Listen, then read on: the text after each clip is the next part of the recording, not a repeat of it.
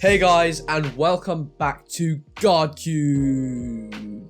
Today we're talking about color neutrality, and I'm going to be showing you my journey learning and trying to become color neutral. So ever since I learned to solve my first Rubik's Cube following JPerm's tutorial, I've always solved the cross on white because that's what it taught me in the tutorial, and so that's what I stuck with. I also learned to solve on yellow because it's very similar to white. The F2L pairs are the same colors, and so I can solve on white or yellow and get equally good times. But to be color neutral, it means that you can solve on any of the 6 colors on the cube, and you can get equally good times on all of those. Now, of course, every now and then you try a color neutral solve, you see a great cross, so you give it a go, and usually it feels really weird. It feels difficult and strange to solve on a color that you're not used to, because everything just seems really alien. All the F2L pairs are different to what you're used to seeing.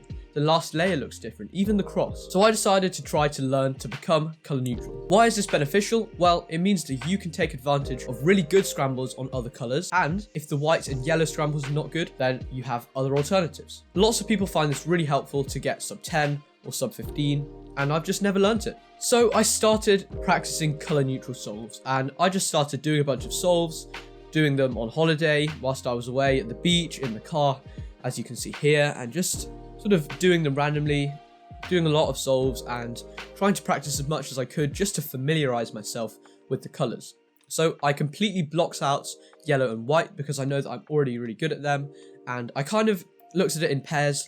So blue and green are a pair because they're opposite, so their F2L pairs are similar, and then red and orange are a pair because they're opposite and their F2L pairs are going to be similar. Some people do one color at a time, but I didn't do this. I just started a new session on CS Timer and started doing solves. Whichever one of those 4 colors looked best, I would do. And it went okay. I averaged around sub 15, so a bit slower, about 2-3 seconds slower than normal, which isn't too bad. So it was alright, but I think the main reason was just that I had a lot more pauses, because sometimes I'd just be in the middle of a solve and then I just couldn't find one specific piece in the F2L. This happens in normal white-yellow solves anyway, so this was just magnified with green, blue, red and orange and made so much more difficult. I definitely think that the hardest part of being color neutral is F2L, because I'll go through each step of CFOP. Color neutral cross isn't too difficult because you plan it in inspection and then you execute it without even looking at it anyway, really, so it doesn't really matter what color it is. F2L is now really difficult because the colors are just not what you're used to. Let's take a look.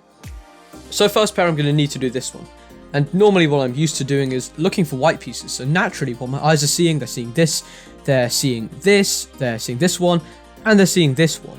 So they're getting quite confused. So it's really difficult to force yourself to look for the blue or whatever color you're doing pieces.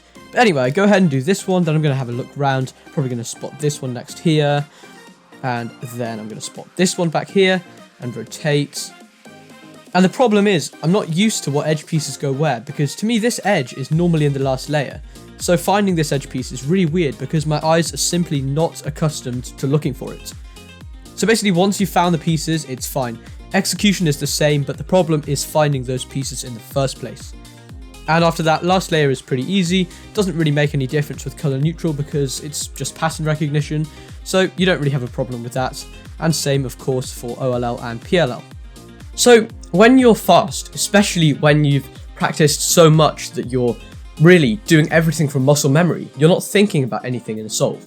So when I'm doing a normal solve on white or yellow, I just see a piece and I put it in. I don't think, oh, that goes with this edge piece, so I need to pair them up in this way and then insert them into that slot. That's just not how you think about it. You see a pair and you've done it so many times that your fingers just do the movement for you. Muscle memory. I think the reason why color neutral F2L is so difficult is because this doesn't work. Your eyes naturally spot the white pieces because that's what you're trained and conditioned to look for.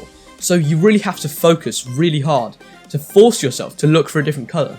I would sometimes be doing a solve and literally be telling myself in my head, green, green, green, to focus on looking for green pieces in F2L. Because it's just so difficult not to default to white. And so recognition, not execution, but recognition, spotting pieces, finding what piece they go with, was so much harder and slower than usual. And also sometimes I wasn't sure what the edge orientation should be, because I'm just not used to seeing such as edges with yellow on them in F2L. I'm just not used to it, and so it was confusing. I put in pairs the wrong way and ended up with a flipped edge. So yeah, F2L really difficult, everything else not too bad. And let's take a look at how it went. So I did a 1000 solve session, which is probably not enough to be fully color neutral, but it went okay. My mean was 1435, about 2 seconds slower than my normal one. I got a couple of sub 10 singles, with the best one being a 947. My best average of 5 was 1145, which is only just under my normal global. And I think this is quite telling, because it's fine if you get the occasional great single, but my best average of 5 was still really not that great. And I think this shows how difficult it is to be color neutral. Now, to be fair, the mean is a bit inaccurate because at the start I was really slow and was getting 17s and 18s most of the time. As time went on, I did get a lot better, and towards the end, my average of 100s were generally in the 13s. So my best one was a 1354, only about a second and a half off my normal mean. So that was pretty good. So what have I learned? Well, honestly, it didn't really go that well. I still don't really feel like I'm color neutral, and I wouldn't be confident just picking up a cube and being able to solve really quickly on any side. I can't solve as fast on red, orange, green and blue as I can on white and yellow. However, it has been really useful in the way that it's allowed me to be able to take advantage of really good scrambles. If I see a great scramble on one of those colors, in the past, I would have had to ignore it and waste it. But now I feel like I could use it and could take advantage of it, but only if it was a really good scramble. Ideally, I'd be wanting to be able to plan the cross and the first pair, because otherwise I just think it would be too slow because of recognition. At the end of the day, I should have started much earlier with learning color neutral. And I have heard from many people that the earlier you start, the better it goes. So I really think I should have heeded that. And so my advice to you, if you want to become color neutral, is start now. Start as soon as you can. Stop procrastinating. If you want to do it, then bite the bullet and learn it, because it will take a while. But if you're already really fast, then it's going to be a lot harder because you're so used to recognition and muscle memory. Whereas if you're a bit slower, then you might still be thinking about your solutions, so it probably won't seem so alien. Either way, it's been really good for me to try to learn something different, and